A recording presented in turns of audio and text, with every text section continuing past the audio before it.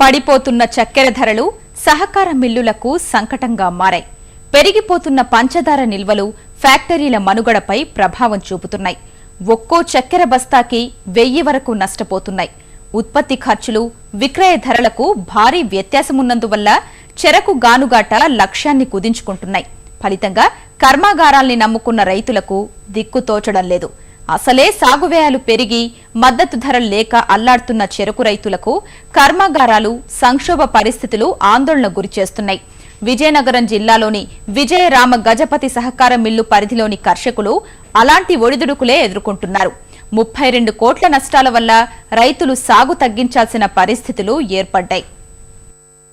విజయనగరం జిల్లాలో 1977లో జామి వద్ద రైతులు స్థాపించుకున్న విజయరామ గజపతి భీమ్సింగ్ సహకార చక్కెర కర్మాగారం మనుగడ దినదినగండంగా మారింది. ఇన్నాళ్లు పాతబడిన యంత్రాలు, నిర్వహణ భారంతో ఇబ్బంది పడిన కర్మాగారం మూతపడే దశకు చేరుకుంది. నేటికి నష్టాల్లోనే ఈదులాడడానికి తోడు పేరుకుపోయిన చక్కెర నిల్వలు, తగ్గిన ధరల కారణంగా గానుగాటను కుదించుకోవాల్సిన అగత్యం ఏర్పడింది. చక్కెర ఉత్పత్తి ఖర్చులు కూడా రాక నష్టాలు అధికమవుతున్నాయని కర్మాగారం అధికారులు చెబుతున్నారు. ఈ సంవత్సరం 2014-15 సంవత్సరాలకు సంబంధించి మేము 92,737 మెట్రిక్ టన్నులు చెరుకుని గానుగాడడం జరిగింది. అలాగే 88,305 క్వింటాల్స్ పంచదారని మేము ఉత్పత్తి చేయడం జరిగింది. ఇప్పటి వరకు కేన్ పేమెంట్స్ కూడా సుమారుగా 17.5 కోట్లు 18 కోట్ల వరకు మా రైతులకి చెల్లించాం. ఇంకా మరొక 5 కోట్ల వరకు రైతులకి కేన్ పేమెంట్స్ చెల్లించవలసి ఉంది. మాకు పంచదార ధర బస్తా ఒకటికి 2,200 ఉండడం వల్ల మేము బస్తా ఒకటికి 1,000 వరకు నష్టాన్ని చవిచూడవలసి వస్తుంది. దీనివలన ఈ ఫ్యాక్టరీపై ఆధారపడినటువంటి వాళ్ళకి మేము ఎటువంటి న్యాయం చేయలేని పరిస్థితులు ఏర్పడుతుంది. పంచదార ధర బాగా పడిపోవడం. గతేడాది క్వింటా చక్కెర బస్తా 3,200 నుంచి 3,400 మధ్య మార్కెట్లో ధర పలికింది. ఈసారి 2,100 రూపాయలకు పడిపోయింది. ఈ అతి తక్కువ ధరకు విక్రయించలేక 8 నెలలుగా పరిశ్రమ గోదాములో చక్కెరను నిల్వ చేశారు. ఇలా సుమారు 1,00,000 క్వింటాళ్ల నిల్వలు ఉండిపోయాయి. బస్తా చక్కెర తయారీకి 3,200 దాకా ఖర్చవుతున్న నేపథ్యంలో 1,100 రూపాయల వరకు పరిశ్రమ నష్టపోవాల్సి వస్తోంది. చక్కెర నిల్వలు అయితే బాగా పెరిగిపోయి ఉన్నాయి. మా షుగర్ ఫ్యాక్టరీలో దగ్గర 90,000 బస్తాలు ఆడినవి అలాగే ఉండిపోయి రేటు బాగా పడిపోవడం వల్ల డిస్పాచ్ అవ్వట్లేదు. దానివల్ల మా పరిస్థితి కూడా అంతంత మాత్రంగా ఉంది. పోయిన సంవత్సరం రేటు చూస్తే దగ్గర 3,400 ఉండేది. ఇప్పుడు వచ్చి 2,000 రూపాయలు ధర పలుకుతుంది. చక్కెర ధరల ప్రభావం చెరకు గానుగాటపై ప్రభావం పడుతోంది. ఇప్పటికీ 32 కోట్ల నష్టాలతో నెట్టుకొస్తున్న భీమ్సింగ్ కర్మాగారం మరింత భారం మోయలేక చేతులెత్తేస్తోంది. ఈ ఏడాది గానుగాడే పరిస్థితులు కనిపించడం లేదు. ఈ మొత్తం పరిణామాలతో రైతులకు కష్టాలు తప్పడం లేదు. అసలే పెరిగిన కూలీ, రవాణా ఖర్చులకు తోడు కర్మాగార సంక్షోభం చెరకు సాగు విస్తీర్ణాన్ని తగ్గిస్తోంది. విధిలేక రైతులు ఇతర పంటలకు మళ్లీ తిప్పలు పడుతున్నారు. గిట్టుబాటు లేక మానేసాము. రైతుకి ఒక్కంటికి టన్నుకి 3,000 అయితే కానీ కిట్టదండి. ఈ కిట్టకే ఇంకో వ్యవసాయంలోకి వెళ్ళిపోతానండి. కుటుకులకి అన్ని గంటలకి రాలేదు సార్. బండికి దగ్గర 1000 రూపాయలు 1,200 అయిపోతుంది. మరి ఈవేళ ఆడలు కూలీ ఎక్కువ అయిపోయాయండి. కానీ మగోడికి 300 రూపాయలు ఇచ్చి చేపల మంది ఇచ్చి చుట్టాల బోని పెడితే కానీ రాలేదండి.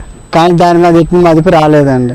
తర్వాత పేటకి వేసింది. మరి ఆ రకంగా చేస్తుంటే ఆ రకంగా మేము పోతున్నామండి సార్. ఇటుకండి 1800 అంతే చేస్తానండి. తర్వాత ఉన్న 250 రూపాయలు వెనక నుంచి ఇస్తానండి సార్. అయ్యో పిండి పేసరు అయ్యో ఉటికలుగా ఉన్నాయి మిగిలితే ఇస్తాను. తర్వాత సరిపోతే మా ఎరువులు మాత్రం పట్టుకుపోతానండి. పేట వాళ్ళు ఏం పొరపడలేదండి. పేమెంట్ బాగా నీట్ చేశారండి. కానీ పందారు మట్టుకు తక్కువలో ఉన్నది.